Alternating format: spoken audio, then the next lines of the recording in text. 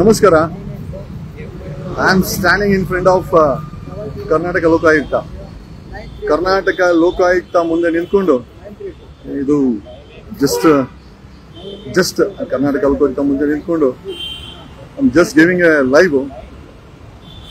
ನಾನು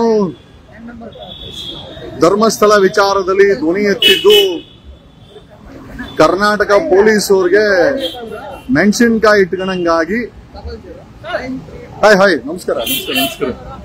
thank you. ನಾನು ಧರ್ಮಸ್ಥಳದ ವಿಚಾರದಲ್ಲಿ ಧ್ವನಿ ಎತ್ತೋದಕ್ಕೆ ಕರ್ನಾಟಕ ಪೊಲೀಸ್ ಅವರು ಎಂಟೈರ್ ಗ್ಯಾಂಗ್ ಸೇರ್ಕೊಂಡು ನಮ್ಮ ಬೆಂಗಳೂರಿನ north east DCP Sajith VJ 2018 KPSC appointed, 2022 IPS promotion. ಈ ವ್ಯಕ್ತಿಯ ಕೊಡಗೇಳಿ ಇನ್ಸ್ಪೆಕ್ಟರ್ ಮುತ್ತುರಾಜು, ಆಮೇಲೆ PSI Lakshmikanta, PSI ರನೀಲ, PSI Dundappa, ಇವರುಗಳೆಲ್ಲ ಸೇರ್ಕೊಂಡು ಏನಂತಂದ್ರೆ ಧರ್ಮಸ್ಥಳದ ವಿಚಾರದಲ್ಲಿ ಯಾರೋ ದೊಡ್ಡವರಿಂದ 1000 ಕೋಟಿ ರೂಪಾಯಿ ಆಫರ್ ಇದೆಯಂತೆ. ನಾನು ನನ್ನ ಪರವಾಗಿ ಇಸ್ಕೊಂತೀವಿ, ನೀವು ಬಾಯಿ ಮುಚ್ಚಿಲ್ಲ ಅಂತಂದ್ರೆ ನಿಮ್ಮ ಮೇಲೆ ಸುಳ್ಳು ಕೇಸುಗಳನ್ನ ಹಾಕುವಂತ DK ಶಿವಕುಮಾರ್ ಹೇಳೋರೆ ಅಂತ. ನನಗೆ ಸಾಕಷ್ಟು ದಿನಗಳಿಂದ ಮಾತುಕತೆ ನಡೀತಾ ಇತ್ತು. ನನಗೆ ಕೊನೆಗೆ ಈ DCP Sajith Muthuraj, DCP north east Sajith Muthuraj ಕೊಡಗೇಳಿ ಇನ್ಸ್ಪೆಕ್ಟ್ರು 1000 ಕೋಟಿ ರೂಪಾಯಿ ಧರ್ಮಸ್ಥಳದಲ್ಲಿ ನನ್ನ ಹೆಸರಲ್ಲಿ ಇಸ್ಕೊಂತಾರಂತೆ. ನಾನು ಧ್ವನಿ ಮಾಡೋದು ನಿಲ್ಲಿಸ್ಬೇಕಂತೆ. ಯಾವ ಸೀಮೆ ನ್ಯಾಯ ನನಗಂತೂ ಗೊತ್ತಾಗಿಲ್ಲ. ಇವನೇ DCP ನಾರ್ತ್ ಈಸ್ಟ್ ಸಜಿತಾನೇನೆ, ಅವನು ಒಕ್ಕಲಿಗ ಅಂತೆ. DK ಶಿವಕುಮಾರ್ ಒಕ್ಕಲಿಗರು, ಅವರೇ ಹಾಕೊಟ್ಟಿರೋದು ನನಗೆ ಇಲ್ಲಿ ಪೋಸ್ಟಿಂಗು. ನೀವು ಬಾಯಿ ಮುಚ್ಚಬೇಕು, ಮಾಧ್ಯಮಕ್ಕೆ ಮಾಹಿತಿ ಕೊಡಬಾರ್ದು, ಸೋಷಿಯಲ್ ಮೀಡಿಯಾದಲ್ಲಿ ಧರ್ಮಸ್ಥಳ ಬಗ್ಗೆ ಮಾತಾಡಬಾರ್ದು. ನಾನು ಏನಕ್ಕೋ 1000 ಕೋಟಿ ಏನಾರ ಮಾಡ್ತೀರಾ ಅಂತಂದ್ರೆ 2018 ಅಪಾಯಿಂಟ್ಮೆಂಟ್ ಅಂತೆ ಅವ್ನು ಸಜಿತ್. KPSC ಇಂದ DYSP ಅಪಾಯಿಂಟೆಡ್. 4 ವರ್ಷದಲ್ಲಿ IPS ಪ್ರಮೋಷನ್ ತಗೊಂಡಿದ್ದಾನೆ. ಸೊ ಅಲ್ಲೇನೋ IPS ಪ್ರಮೋಷನ್ಗೆ 50 ಕೋಟಿ ಕೊಟ್ಟೆ ಅಂತೇನೋ ಹೇಳಿ ಅದಕ್ಕೆ ನಾನು ದುಡ್ಡು ಬೇಕು, ನೀವು ಮಾತಾಡಬಾರ್ದು ಅಂತ ಹೇಳಿ ನನ್ನ ಮೇಲೆ ಒಂದಷ್ಟು ಸುಳ್ಳು FIR ಗಳನ್ನ ಮಾಡಿ ಈ ಇವನೇ ಯಾರೋ DK ಶಿವಕುಮಾರೇ ಆತರನೇ ಹಾಕ್ಸ್ಕೊಂಡ್ ಬಂದೆ ನಾನು DCP ಆಗಿ ಅಂತ ಹೇಳಿ. ಅವನು ಮುತ್ತುರಾಜು ಅವನಿಗೆ ಸಪೋರ್ಟು. ಈ ಕೊಡಗೇಳಿ ಇನ್ಸ್ಪೆಕ್ಟರ್ ಒಂದು 4 ಜನ PSIಗಳು ಸೇರ್ಕೊಂಡು ನಮ್ಮ ಮೇಲೆ ಕಾನೂನಿನ ಒತ್ತಡ, ಒಬ್ಬ ಅಡ್ವೊಕೇಟ್ ಮೇಲೆ ಕಾನೂನು ಮೇಲೆ ಒತ್ತಡ, ನಮ್ಮ ಮೇಲೆ ಸುಳ್ಳು FIR. ಮಾತೆತ್ತಿದ್ರೆ ಇವನು ಯಾರೋ ಮಹೇಶ್ ತಿಮ್ರೋಡಿ ತರ ಗಡಿಪಾರ್ ಮಾಡಿಸ್ತೀವಿ, ರೌಡಿ ಶೀಟರ್ ಓಪನ್ ಮಾಡಿಸ್ತೀವಿ. I being N officer of the court, ಒಬ್ಬ ಅಡ್ವೊಕೇಟ್ಗೆ ಧಮಕಿ ಆಗ್ತಾನೆ ಒಬ್ಬ DCP ಅಂತಂದ್ರೆ ಯಾವ ಮಟ್ಟಕ್ಕೆ ಕುಲ್ಗೆಟ್ ಹೋಗಿದೆ ಕರ್ನಾಟಕ ಪೊಲೀಸ್ ಅವರು ಅಂತ ಜನ ಯೋಚನೆ ಮಾಡಬೇಕಾದಂತ ಪರಿಸ್ಥಿತಿ ಬಂದಿದೆ. Today I filed A complaint against DCP north East. ಅವನ್ ಸಜಿತ್ ಮೇಲೆ ಹಾಕಿದ್ದೀನಿ. 1000 ಕೋಟಿ ರೂಪಾಯಿ ಡೀಲ್ ಅಂತೆ ಧರ್ಮಸ್ಥಳದಲ್ಲಿ. ಯಾವನು ನಿಜವಾಗ್ಲೂ ಇವ್ರೇನ್ ಮನುಷ್ಯರ ಈ ಪೊಲೀಸರು, ಅಥವಾ ಕಾನೂನು ಪಾಲನೆ ಮಾಡಕ್ಕಿದಾರ, ಅಥವಾ ಇವ್ರು ಮಾಡೋದೇ ಡಕಾಯಿತಿತನ, ಭ್ರಷ್ಟಾಚಾರನ ಗೊತ್ತಾಗ್ತಾ ಇಲ್ಲ. Today I filed 4 complaint against ಅವನ್ DCP ನಾರ್ತ್ ಈಸ್ಟ್ ಸಜಿತ್ ಮೇಲೆ. ಕೊಡಗೇಳಿ ಇನ್ಸ್ಪೆಕ್ಟರ್ ಮುತ್ತುರಾಜು ನಮ್ಮ ಗನ್ ಅನ್ನ ರಿಲೀಸ್ ಮಾಡಕ್ಕೆ, ಬಾಡಿ ಗಾರ್ಡ್ ಗನ್ ರಿಲೀಸ್ ಮಾಡಕ್ಕೆ 7th ACM ಆರ್ಡರ್ ಮಾಡಿ 15 ದಿವಸ ಆಗಿದೆ. 10 ಲಕ್ಷ ಹಣ ಕೇಳ್ತಾನೆ ಮುತ್ತುರಾಜ. ಕೊಡಗೇಳಿ ಇನ್ಸ್ಪೆಕ್ಟರ್ 10 ಲಕ್ಷ ಇದುವರೆಗೂ ರಿಲೀಸ್ ಮಾಡಿಲ್ಲ. Just because we didn't bribe him, ನಾವು ಹಣ ಕೊಟ್ಟಿಲ್ಲ ಅಂತ ಇದುವರೆಗೂ ಒಬ್ಬ ಮ್ಯಾಜಿಸ್ಟ್ರೇಟ್ ರಿಲೀಸ್ ಮಾಡು ರಿವಾಲ್ವರ್ನ ಅಂತ ಹೇಳಿದ್ರೆ ಇದುವರೆಗೂ ಕೊಡಗೇಳಿ ಇನ್ಸ್ಪೆಕ್ಟರ್ ಮುತ್ತುರಾಜ ಅವನು ಹೇಳ್ತಾನೆ ನಂಗೆ DK ಶಿವಕುಮಾರ್ ಗೊತ್ತು ಅಂತ. ನನಗೆ ಗೊತ್ತಿಲ್ಲ. DK ಶಿವಕುಮಾರ್ ನಿಮ್ಮ ಹೆಸರನ್ನು ಯಾರ್ಯಾರು ಬಳಸ್ತಾ ಇದಾರೆ, ಏನಕ್ಕೆ ಬಳಸ್ತಾ ಇದಾರೆ, ಇಷ್ಟು ದೊಡ್ಡ ಭ್ರಷ್ಟಾಚಾರ.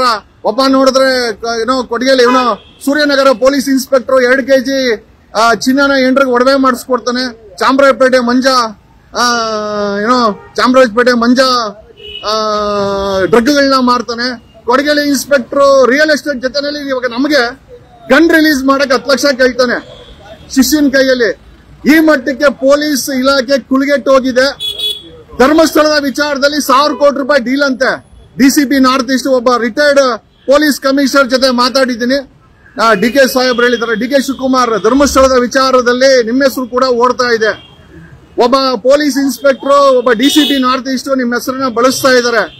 ಸತ್ಯನೋ ಸುಳ್ಳೋ ಗೊತ್ತಿಲ್ಲ. ಒಂದಂತೂ ನಿಜ, ನಮ್ಮನ್ನ ಬಾಯಿ ಮುಚ್ಚಕ್ಕೆ ಈ ಡಿಸಿಪಿ ನಾರ್ತ್ ಈಸ್ಟ್ ಸಜೀತ್ 2018ರಲ್ಲಿ KPSC ಅಪಾಯಿಂಟೆಡ್ 4 ವರ್ಷದಲ್ಲಿ IPS ತಗೊಳ್ತಾನೆ.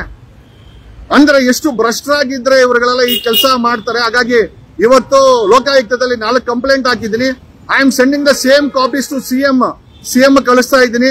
DPR ಗೆ ಸರ್ವಿಸ್ ರೆಕಾರ್ಡ್ ಅಲ್ಲಿ ಎಂಟ್ರಿ ಮಾಡಿಸ್ತಾ ಇದ್ದೀನಿ. I am also sending it to CBI.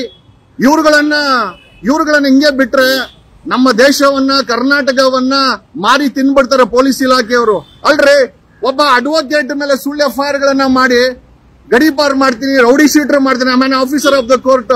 ಇವ್ರ ಅಪ್ಪನ ಮನೆಯಿಂದ ಕೊಟ್ಟಿದಾರ ಅಡ್ವೊಕೇಟ್ಸ್ ಲೈಸೆನ್ಸ್ ಅನ್ನ? ಕೊಟ್ಟಿರೋದು ಬಾರ್ ಕೌನ್ಸಿಲ್ ಆಫ್ ಡೆಲ್ಲಿ. ಇವ್ರುಗಳಿಗೆ ಏನ್ ಸಂಬಂಧ?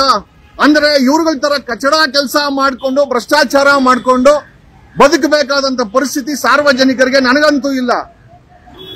ಅಲ್ಲ, DK ಶಿವಕುಮಾರ್ ನಿನ್ನ ಹೆಸರನ್ನ ಒಬ್ಬ DCP ಎತ್ತಾನೆ ಅಂತಂದ್ರೆ ಯಾವ ಮಟ್ಟಕ್ಕೆ ಪೊಲೀಸ್ ಇಲಾಖೆ ಕುಳಿಗೆಟ್ಟು ಹೋಗಿದೆ. ಕರ್ನಾಟಕದಲ್ಲಿ ಬೆಂಗಳೂರಲ್ಲಿ ಸಾಲು ಪೊಲೀಸರು ಬೀದಿಗೆ ಬಂದವ್ರೆ. ಮಾನ ಮರ್ಯಾದೆ ಏನು ಇಲ್ಲ ನಿಮ್ಗೆ. 4 ಕಂಪ್ಲೇಂಟ್ ಹಾಕಿದ್ದೀನಿ.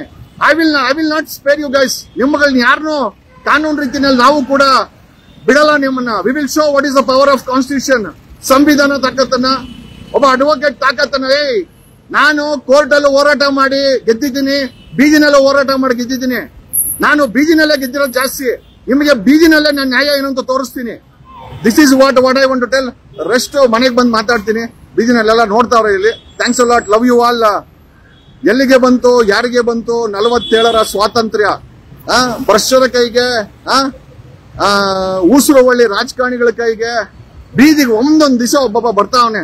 ಮೊನ್ನೆ ನೋಡ್ರ ಅವ್ನು ಸುನೀಲ, DJ ಹಳ್ಳಿ ಸುನೀಲ, ಬೆಳಗ್ಗೆ ರೇಪ್ ಕೇಸು, ಸಾಯಂಕಾಲ ಏನೋ ಟ್ರಾಪ್ ಕೇಸು. ಯಾವ ಮಟ್ಟಿಗೆ ಬಂದಿದೆ? ಲಾಡಿ ಬಿಚ್ಕೊಂಡು ರೆಡಿ ಇಡ್ತಾರೆ, ಆ ಮಟ್ಟಿಗೆ ಪೊಲೀಸರು ಬಂದವ್ರೆ. ಏನೋ ಸಾಯಂಕಾಲ ಬಂದು ಮಾತಾಡ್ತೀನಿ ಮನೇಲಿ. ಇಷ್ಟೇ ಬೈಯಕ್ಕಾಗೋದು. ಇದು ವಿಧಾನಸೌಧ ಪಕ್ಕದಲ್ಲಿ MS ಬಿಲ್ಡಿಂಗ್ ಹತ್ರ ನಿಂತ್ಕೊಂಡು, ಲೋಕಾಯುಕ್ತ ಮುಂದೆ ನಿಂತ್ಕೊಂಡು ಈ ಭಾಷಣವನ್ನ ಮಾಡ್ತಾ ಇದ್ದೀನಿ. ಮಾನ ಮರ್ಯಾದೆ ಇಲ್ದಂತ ಈ ಇಲಾಖೆ ಯಾವ ಮಟ್ಟಕ್ಕೆ 1000 ಕೋಟಿ ಡೀಲ್ ಅಂತ ಲೆಕ್ಕ ಹಾಕೊಳ್ರಿ. ಧರ್ಮಸ್ಥಳದ 1000 ಕೋಟಿ ಡೀಲು ಒಬ್ಬ DCP ಎತ್ಕೊಂಡ್ಬಂದು ನನಗೆ ಬೆದರಿಕೆ ಆಗ್ತಾನೆ. 1000 ಕೋಟಿ ರೂಪಾಯಿ ಅವನಿಸ್ಕೊಂತಾನಂತೆ. ನಾನು ಧರ್ಮಸ್ಥಳದ ವಿಚಾರದಲ್ಲಿ ಬಾಯಿ ತೆಗಿಬಾರ್ದಂತೆ. ಏನೋ ಎಲ್ಲಿಗೆ ಹೋಗುತ್ತೆ ನಾನು ನೋಡ್ತೀನಿ. Even I am also equally prepared to fight this crooks. ಈ ನರಿಗಳಿಗೆ ಹೆಂಗ್ ಬುದ್ಧಿ ಕಲಿಸ್ಬೇಕು ಅಂತ ನನಗೆ ಗೊತ್ತಿದೆ, ಕಲಿಸ್ತೀನಿ. Thanks a lot, love you all. ಸದ್ಯಕ್ಕೆ ಲೋಕಾಯುಕ್ತದಿಂದ ನಿಮ್ಮ ಜಗದೀಶ್. Thanks a lot.